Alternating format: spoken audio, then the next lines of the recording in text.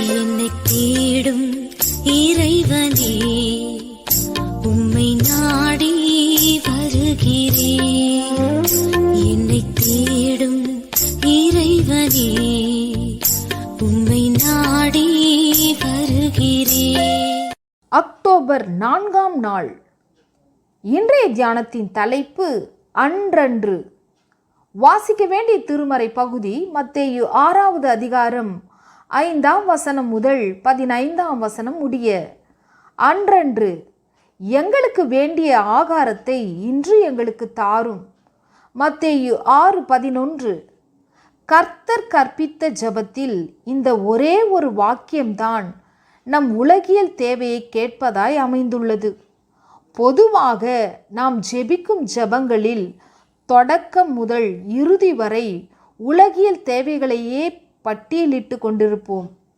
இயேசு கற்பித்த ஜெபத்தில் தேவனுடைய ஆட்சிக்காக, சித்தத்துக்காக, மன்னிப்புக்காக, பாவம் செய்யாதபடி பாதுகாப்பதற்காக என்று ஆன்மீக காரியங்களே இடம்பெற்றிருக்கின்றன. இடையே ஒரே ஒரு வாக்கியம் ஆண்டவரிடம் நம் தேவையை நினைவுபூட்டுவது போல் அமைந்துள்ளது. இந்த ஜெபத்தை கற்றுக் கொடுப்பதற்கு முன் அவர் சொல்வதை படியுங்கள். நீங்கள் வேண்டிக் கொள்ளுகிறதற்கு முன்னமே உங்களுக்கு இன்னது தேவை என்று அவர் அறிந்திருக்கிறார்.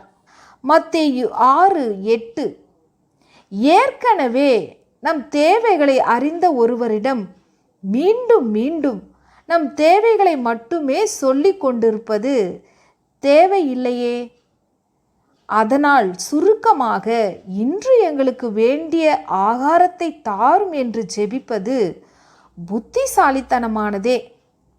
இந்த விண்ணப்பத்தை சொல்லும்போது நம் மனக்கண்களில் அன்றைய தேவைகள் வந்து நிற்கும். ஒருவேளை மகனை பள்ளியில் சேர்ப்பதற்காக தலைமை ஆசிரியரை நீங்கள் போய் பார்க்க திட்டமிட்டிருக்கலாம். நீண்ட நாள் உங்களை துன்புறுத்தும் நோய்க்காக மருத்துவ வல்லுநர் ஒருவரை பார்ப்பதற்கு ஏற்பாடு செய்திருக்கலாம். இப்படி அன்றைய காரியங்களுக்காய் ஆண்டவரை நோக்கி விண்ணப்பிக்கலாம். அதே சமயம் அனைவருக்கும் மிக மிக அவசியமானது ஆகாரம்.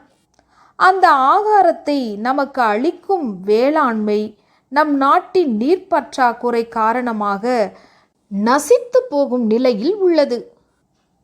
எனவே ஆண்டவர்தான் மழையை பொழிய செய்ய வேண்டும்.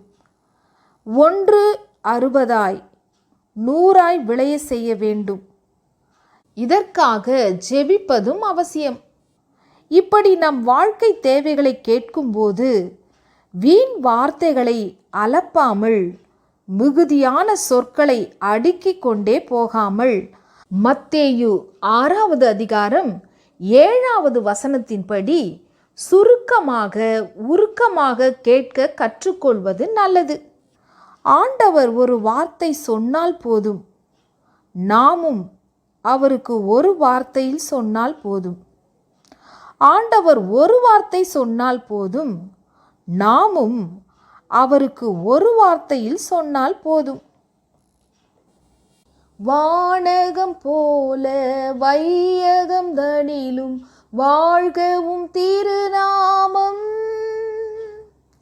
தினமெங்கும் உணவை தயவுடன் தாரும் வாழ்கவும் திருநாமம்.